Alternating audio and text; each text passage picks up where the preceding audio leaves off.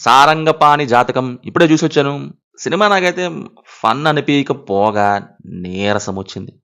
ఏదో Kishore and Harsha characters dialogues 4 ప్లేసెస్‌లో తప్ప ఇంక ఎక్కడా ఏ క్యారెక్టర్ అవి కామెడీ గాని అనిపించిందే లేదు. Feels like outdated writing. ఏదో ఒకే చోట పెట్టేసి లాగి, లాగి వదిలిపెట్టినట్టుంది మూవీ. జాతకాలు నమ్మే హీరో తన జాతకంలో ఒకటుందని తెలిసాక ఏం చేశాడనేదే ఈ సారంగపాణి జాతకం. బేసిక్‌గా ఇది ఎలా ఉంటదంటే, ఏదో కానిచ్చేసామని హడావుడి. అంతేగాని వర్కౌట్ అయ్యేవి చాలా అంటే చాలా తక్కువ. అవి కూడా కిషోర్‌వి మాత్రమే అనమాట మెయిన్‌గా.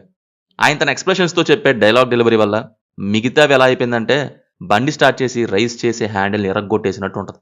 అసలు మూవ్‌మెంటే ఉండదు మూవీలో. వెన్నెల కిషోర్ వచ్చారు. సరే ఒక డైలాగ్ ఏస్తారు. అది ఫన్ తెప్పిస్తే తెప్పేస్తది. లేకుంటే లేదు. ఇంకా మిగతాది ఎంత డల్‌గా అనిపించిందంటే అంత డల్‌గా ఉంది. ఫర్ ఎగ్జాంపుల్ 'బామ్మ బామ్మ' అంటారు. ఏదో పెద్ద చాటంత బ్రీఫ్ ఇస్తారు. అక్కడికెళ్లి చూస్తే నవ్వు రాకపోగా ఏడుపొస్తది. ఇంకెంతసేపు లాగుతారు నవ్వేరని నేరేషన్‌తో అని. ఇంకో ఎగ్జాంపుల్ చెప్తాను. 'ఆల్ఫా మేల్' అని ఒక పాయింట్ ఒకటి తెస్తారు. అదేదో కొంచెం ఫన్ ఇచ్చేలా ఉంది అనుకుంటే స్టార్ట్ అయ్యిద్ది. ఇక ఆగిపోద్దనమాట ఇంక ఎళ్ళదు. 'బామ్మ బర్త్‌డే పార్టీ హోటల్' అని పెట్టి లాగుడే లాగుడులా అయిపోయింది మూవీ. ఇందులో బామ్మది, బర్త్‌డే పార్టీది 2 ఏమాత్రం ఫన్ అనిపియలేదు. హోటల్ దగ్గర మాత్రం కిషోర్ అండ్ హర్ష వాళ్ళ డైలాగ్స్‌లో 4, 5 ప్లేసెస్‌లో అలా ఫన్ తెప్పించారు. బట్ ఆ డ్రాగీ నరేషన్ పిచ్చ బోర్ కొట్టింది. ఎందువల్ల అంటే వాళ్ళ వన్ లైనర్స్ 3, 4 ప్లేసెస్‌లో అనే గాని మిగతాదంతా కంప్లీట్‌లీ డెడ్. ఫుల్ నీరసం. వాళ్ళ ఫ్యామిలీని, వీళ్ళ ఫ్యామిలీని ఏదో తెచ్చేయాలి, ఇరికించేయాలనే హడావుడి. మెయిన్ క్యారెక్టర్ అటు ఇటు తిరగడం.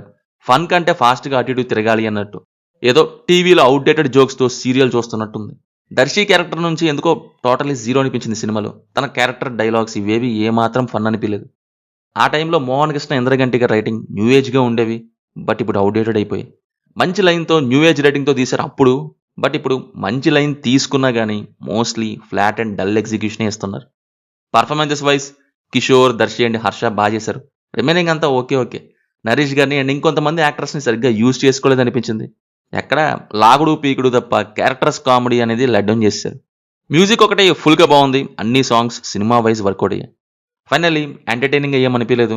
నా వరకైతే outdated, boring, draggy and repetitive. మీ ఇష్టమిక.